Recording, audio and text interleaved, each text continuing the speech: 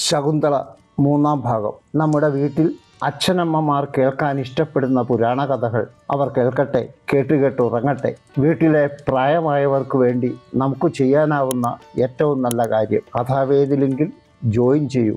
നമ്മുടെ ഇന്നത്തെ കഥ അഭിജ്ഞാന ശാകുന്തളം. ശാകുന്തളം കഥയിൽ നമ്മുടെ ഇടയ്ക്ക് വളരെ പ്രശസ്തമായത് അഭിജ്ഞാന ശാകുന്തളം പതിപ്പാണ്.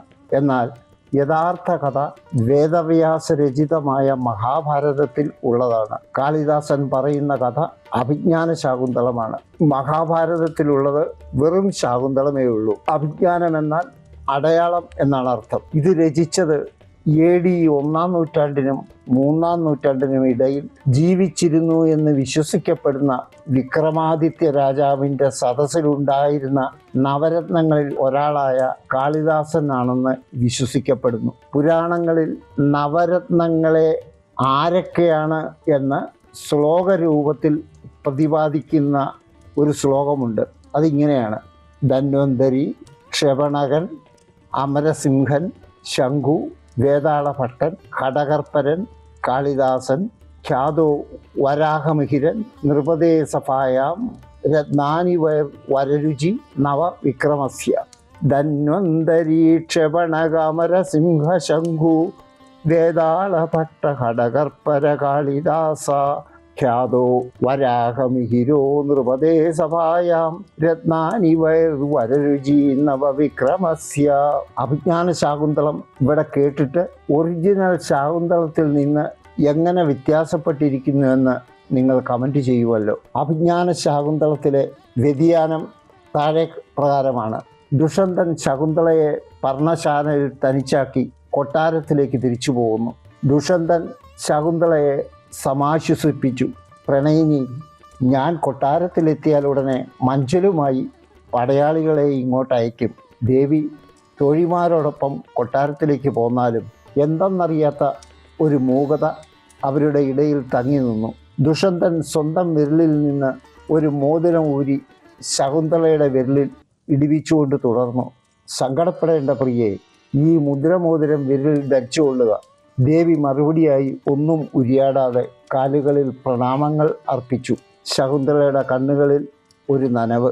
ദൂരേക്ക് നടന്നു നീങ്ങുന്ന രാജാവ് ദൃഷ്ടിയിൽ നിന്നും പോയി മറയുന്നത് വരെ ശകുന്തള നിർനിമേഷയായി തുറിച്ചു നോക്കി നിന്നു.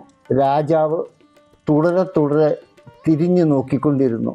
ശകുന്തള ഗർഭിണിയായിരുന്ന സമയത്ത് എപ്പോഴും വിരഹത്തിൻ്റെ ദുഃഖത്തിൽ ചിന്താമഗ്നയായിരിക്കുക പതിവായിരുന്നു. വലത് കൈയിലെ മുദ്രമോതിരം ഇടത് കൈകൊണ്ട് എപ്പോഴും തരിപ്പിടിച്ചുകൊണ്ടിരുന്നു.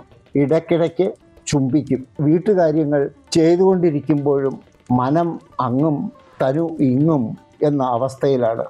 എപ്പോഴൊക്കെ സമയം കിട്ടുന്നോ അപ്പോഴൊക്കെ മനസ്സ് തൻ്റെ മുത്തുമണിയുടെ അച്ഛനിലായിരിക്കും. കയ്യ് അറിയാതെ തന്നെ അവനെ വയറിന് മുകളിൽ കൂടെ തടവിക്കൊണ്ട് ഒരാത്മനിർവൃതി അനുഭവിച്ചു. ആശ്രമത്തിലെ കാര്യങ്ങൾ ഒട്ടും തന്നെ ശ്രദ്ധയില്ലാതായി. ചിന്തയിൽ നിമഗ്നയായിരിക്കുന്ന ദേവിക്ക് കൂടെയുള്ള തോഴിമാരിൽ പോലും ശ്രദ്ധയുണ്ടാകാറില്ലായിരുന്നു. അങ്ങനെയിരിക്കെ എവിടെ നിന്നോ മഹർഷി ദുർവാസാവ് ശകുന്തളയുടെ മുന്നിൽ പ്രത്യക്ഷപ്പെട്ടു. നിർനിമേഷയായിരിക്കുന്ന ദേവിയിൽ നിന്നും ഒരു പ്രതികരണവും ഉണ്ടായില്ല. ഋഷിവര്യന്മാർക്ക് വിധിതമായ ആചാരങ്ങൾ പ്രതീക്ഷിച്ച ദുർവാസാവ് അല്പനേരം ചുറ്റുപാടുകളെ വീക്ഷിച്ചുകൊണ്ട് നിന്നു. ആരും തന്നെ ശ്രദ്ധിക്കുന്നില്ലെന്ന് മനസ്സിലാക്കി ദേഷ്യത്തിൽ വലതുകാൽ നിലത്ത് ചവിട്ടി തിരിച്ചു. ആരോടും അല്ലാതെ അല്പം ഉച്ചത്തിൽ ആത്മകഥം ചെയ്തു. ഈ ആശ്രമത്തിലെ അന്തേവാസികൾക്ക് ഋഷിമര്യാദകൾ ആരും പറഞ്ഞു കൊടുത്തിട്ടില്ലേ? മൂക്കത്ത് കോപം കൊണ്ട് നടക്കുന്ന ദുർവാസാവിന് ഈ പെൺകുട്ടികളുടെ ദുസ്സാഹസം സഹിക്കാൻ കഴിഞ്ഞില്ല. ആശ്രമത്തിലെ പെൺകുട്ടികൾ മനോരാജ്യത്തിൽ മുഴുകുക അക്ഷന്തവ്യമായ തെറ്റാണ്. ദുർവാസാവിന് തൻ്റെ സ്വത്വം ഉണർന്നു. മൂക്കിൻ തുമ്പത്തു നിന്ന് ഉപചാരവേദമില്ലാത്ത ശകുന്തളയുടെ മേൽ ശാപം ഉത്പതിച്ചു. നീ ആരെയാണോ ഓർത്തുകൊണ്ടിരിക്കുന്നത് അവൻ നിന്നെ മറന്നു പോകട്ടെ. പൊടുന്നനെ തോഴിമാർ ഓടിച്ചെന്ന് കാൽക്കൽ വീണ് പ്രണമിച്ച് കെഞ്ചി. ക്ഷിപ്രകോപിയെപ്പോലെ തന്നെ ക്ഷിപ്രപ്രസാദിയുമാണ് ദുർവാസാവ്. ഉടനെ തന്നെ ശാപമോക്ഷം കിട്ടി. ഏതെങ്കിലും ഒരടയാളം കാണിച്ചാൽ എല്ലാം ഓർമ്മ വരും. തോഴികൾ തമ്മിൽ ആലോചിച്ച് ശാപകാര്യം ദേവിയെ അറിയിച്ചില്ല. അടയാളമായി രാജാവിൻ്റെ മുദ്രമോതിരം ഉണ്ടല്ലോ എന്ന് ആശ്വസിച്ചു. ശകുന്തളയുടെ ഭാവപ്പകർച്ച മനസ്സിലാക്കിയ കണ്ണു മഹർഷി ശകുന്തളയെ എത്രയും പെട്ടെന്ന് ഹസ്തിനപുരിയിലേക്ക് അയക്കാൻ തീരുമാനിച്ചു. ഗൗതമി എന്ന മുനി കന്യകയെയും ശാർഗരവൻ എന്ന മുനി ശിഷ്യനെയും കൂട്ടി ദുഷന്ത രാജധാനിയായ ഹസ്തിനപുരിയിലേക്ക് അയച്ചു. പോകാൻ നേരത്ത് തോഴി അനസൂയ ശകുന്തളയെ പ്രത്യേകം ഓർമ്മിപ്പിച്ചു. ശകുന്തളയെ, കയ്യിലെ മോതിരം പ്രത്യേകം സൂക്ഷിച്ചു കൊള്ളണം. ശകുന്തളയുടെ പ്രസന്നവതയായ മുഖം കയ്യിലെ മോതിരത്തിലേക്ക് കുനിഞ്ഞു. എന്നിട്ട് മുഖമുയർത്തി തോഴികളുടെ മുഖത്തേക്ക് നോക്കി. രണ്ടുപേരുടെയും മുഖത്ത് വിയോഗത്തിൻ്റെ വിഷമമല്ല, എന്തോ ഗൂഢാർത്ഥം കലർന്ന പ്രസാദം. മന്ദമാരുതനിൽ ചലിക്കുന്ന മുറ്റത്തെ മുല്ലവള്ളികളിൽ നിന്നും സാന്ദ്രമായി തങ്ങി നിന്ന തലേ രാത്രിയിലെ മഞ്ഞിൻ്റെ ബാഷ്പതുള്ളികൾ ഇറ്റിറ്റു വീണു. മുറ്റിയ വേനലിൽ നീർവന്നു ലാളിച്ച അമ്മയുടെ വേർപിരിയലിൽ എല്ലാ ചെടികളും കണ്ണുനീർ തൂകി. ശാർഗരവനും ഗൗതമിയും മുന്നോട്ട് നീങ്ങിയിരിക്കുന്നു. അവൾ ധൃതിയിൽ നടന്നു. ശകുന്തളയ്ക്ക് മനസ്സ് രാജാവിങ്കലായിരുന്നതുകൊണ്ട് യാത്രാവിരസത ഉണ്ടായില്ല. നാടും നഗരവും വയലുകളും താണ്ടി മുന്നോട്ട് നീങ്ങി. അല്പം വഴിയെളുപ്പം ചെറിയ ചെറിയ കാടുകളിൽ കൂടിയാണെങ്കിലും അവർ ആൾതാമസമുള്ള നാട്ടും പ്രദേശത്തു കൂടിയുള്ള വഴിയാണ് തിരഞ്ഞെടുത്തത്. അധികം യാത്രാപരിചയമില്ലാത്ത ശകുന്തളയെ കരുതി സോമ അവതാര തീർത്ഥത്തിൽ എത്തി.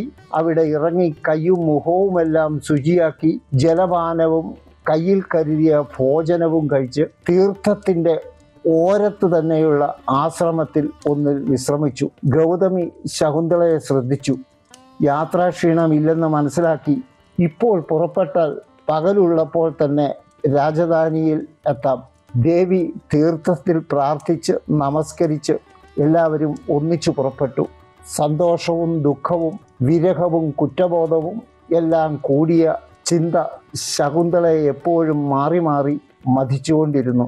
എന്നാൽ ശുഭപ്രാപ്തി വിശ്വാസത്തിൻ്റെ മുഖപ്രസന്നത ശകുന്തളയെ കൂടുതൽ സുന്ദരിയാക്കി. ദൂരെ നിന്ന് തന്നെ ശകുന്തളയ്ക്ക് മനസ്സിലായി, ഏതോ പ്രധാന നഗരത്തിലേക്കുള്ള രാജവീതിയിലൂടെയാണ് പോയിക്കൊണ്ടിരിക്കുന്നതെന്ന്.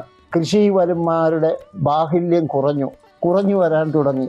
പൗരജനങ്ങളുടെ വഴിയോരത്തെ വീടുകൾ ഇടതൂർന്ന് കാണാൻ തുടങ്ങി. ഗ്രാമങ്ങളിൽ കണ്ടിരുന്ന കന്നുകാലികൾ തുലവുമായി. ഒരേപോലെ വസ്ത്രം ധരിച്ച കുതിരസവാരികൾ തലങ്ങും വിലങ്ങും പോകുന്നു. സുന്ദരമായ മാളികകൾ, അതിനടുത്ത് ചെറിയ മാളികകളും ശകുന്തളയ്ക്ക് കാണായി. ഇത് തന്നെയാണ് രാജകൊട്ടാരമെന്ന് ശകുന്തള തീർച്ചപ്പെടുത്തി. കൊട്ടാരമുറ്റത്ത് അല്പം ദൂരെ നിന്നു. ശാർഗരവൻ മുന്നോട്ട് നീങ്ങി ഒരു പടയാളിയുമായി എന്തോ സംസാരിച്ചു. ഒരാൾ കൊട്ടാരത്തിനകത്തേക്ക് പോയി അല്പം കഴിഞ്ഞ് തിരിച്ചു വന്നു. ശാർഗരവൻ ശകുന്തളയോട് നേരെ തിരിഞ്ഞ്, പ്രിയേ, ദുഷ്യന്ത മഹാരാജാവ് സഭയിൽ നിന്നെ പ്രതീക്ഷിക്കുന്നു. നിനക്ക് എല്ലാ സൗഭാഗ്യങ്ങളും ഉണ്ടാകട്ടെ. ഞങ്ങൾ ഇപ്പോൾ തന്നെ തിരിച്ചാൽ സന്ധ്യയ്ക്ക് മുമ്പ് അടുത്ത പടാവിലെത്താം. ശാർഗരവനും ഗൗതമിയും തിരിച്ചു നടകൊണ്ടു. അവർ പോകുന്നത് നോക്കി നിന്ന ശകുന്തളയോട് ഒരു ഭടൻ പറഞ്ഞു, ദേവി പെട്ടെന്ന് നടന്നാലും രാജൻ പ്രതീക്ഷയിലാണ്. ദേവി രാജാവിന് മുന്നിൽ ഹാജരാക്കപ്പെട്ടു. ഉയർന്നതും നാനാ അലങ്കാരങ്ങൾ കൊണ്ട് മോടി പിടിപ്പിച്ചതുമായ ഒരു സിംഹാസനത്തിൽ ഗാംഭീര്യത്തോടെ ഉപവിഷ്ടനായ ദുഷ്യന്തൻ അതിസൗന്ദര്യവാനായി തോന്നി. അല്പം താഴെ ആഠ്യത്വം വിളിച്ചോതുന്ന മറ്റനേകം പ്രമുഖന്മാർ രണ്ട് നിരയായി ഉപവിഷ്ടരായിരിക്കുന്നു. നടുവിലൂടെ ശകുന്തളയെ ആ ഭടൻ നയിച്ചു. രാജാവിൽ നിന്ന് അല്പം ദൂരെ നിർത്തി ആ ഭടൻ രാജാവിനെ വണങ്ങി. ഇതാണ് അങ്ങയുടെ ദർശനത്തിന് അനുമതി ചോദിച്ച ഭവതി. ഭടൻ വീണ്ടും നമസ്കരിച്ച് തിരിച്ചുപോയി. ഗാംഭീര്യമുള്ളതെങ്കിലും സ്നേഹമസൃണമായി അന്യ സ്ത്രീകളോടെന്ന പോലെ തിരക്കി, ദേവി എന്താണ് വേണ്ടത്? ശകുന്തള ഉപചാരങ്ങൾക്കെല്ലാം ശേഷം ആഗമനോദ്ദേശ്യം വിശദമായി പറഞ്ഞു. രാജാവിൻ്റെ ഭാവങ്ങൾ പെട്ടെന്ന് അതിശയവും സംശയവും നിറഞ്ഞതായി. ഏതാനും സംസാരങ്ങൾ കൂടി നടന്നു. രാജാവിൻ്റെ അസാധാരണമായ പെരുമാറ്റങ്ങളിൽ ശകുന്തള വളരെ അസ്വസ്ഥയായി.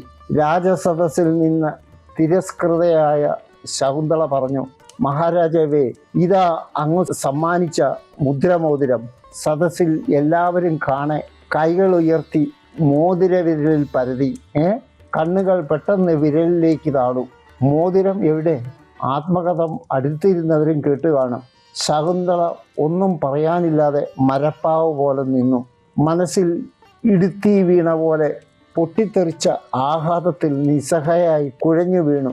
സദസ്യരിൽ ചിലർ പറഞ്ഞ കുത്തുവാക്കുകൾ ശകുന്തള കേട്ടിരിക്കില്ല.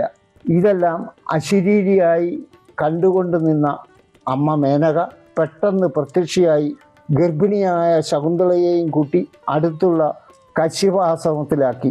ദിവ്യദൃഷ്ടിയിൽ എല്ലാം അറിഞ്ഞിരുന്ന കശ്യപ മഹർഷി അവളുടെ കഥകളെല്ലാം കേട്ടുകൊണ്ടിരുന്നു. പറഞ്ഞു കഴിഞ്ഞപ്പോൾ ശകുന്തളയ്ക്ക് മനസ്സിൻ്റെ ഭാരം പകുതിയായതുപോലെ ശകുന്തളയ്ക്ക് കാലം ഇഴഞ്ഞു നീങ്ങുന്ന ഒരു മൂർഖൻ പാമ്പായി തോന്നി. അത് എപ്പോൾ ദ്രംശിക്കുമെന്ന് അറിയില്ല. പക്ഷേ കാലം ആർക്കു വേണ്ടിയും കാത്തുനിന്നില്ല.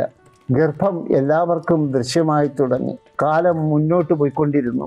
ഉള്ളിലെ ഓമന കൈകളിലെത്തി. തോഴിമാർക്കെല്ലാം ഓമനിക്കാൻ ഒരു കാരണം കിട്ടിയതുപോലെ കൈകളിൽ താലോലിച്ച ഓമനക്കുട്ടൻ പിച്ച വച്ചു തുടങ്ങി. ഒരു തോഴി സഖിയോട് പറഞ്ഞു, നോക്കൂ തോഴി, ആ മുഖം പറിച്ചു വച്ചിരിക്കുകയല്ലേ. മഹാരാജാവ് തന്നെ. ആശ്രമ കന്യകകൾ തമ്മിൽ അടക്കം പറഞ്ഞത് ശകുന്തളയെ സന്തോഷവതിയാക്കി. തോഴികൾക്ക് എല്ലാ ജോലിയിലും എപ്പോഴും ഒരു സഹായിയായിട്ട് ശകുന്തളയുടെ കുട്ടിയുണ്ടാകും. ആശ്രമ കന്യകകളുടെ കൂടെ പൂന്തോട്ടം പരിപാലനത്തിൽ നിന്ന് പതുക്കെ പാർശ്വവനഭാഗങ്ങളിലേക്ക് കടന്ന് ചെറിയ മൃഗങ്ങളെയൊക്കെ പിടിച്ച് കാട്ടുവള്ളികളിൽ കെട്ടിയിടാൻ തുടങ്ങി. ഇത് കണ്ട് ആശ്രമവാസികളെല്ലാം ദമനൻ എന്ന് വിളിക്കാൻ തുടങ്ങി. ദമനൻ എന്നാൽ മൃഗങ്ങളെയൊക്കെ മെരുക്കുന്നവൻ. പതുക്കെ ഘോര മൃഗങ്ങളെയും മെരുക്കാൻ തുടങ്ങി. അങ്ങനെ സർവദമനൻ എന്ന പേര് അവൻ ഉറച്ചു. അങ്ങനെയിരിക്കെ ദുഷ്യന്തൻ രാജ്യത്തെ ഒരു മുക്കുവന് താൻ പിടിച്ച മത്സ്യത്തിൻ്റെ വയറ്റിൽ നിന്ന് ഒരു മോതിരം കിട്ടി. ആ പാവം മുക്കുവൻ അത് വിൽക്കാനായി പട്ടണത്തിലെ പല കടകളിലും കയറി ഇറങ്ങി.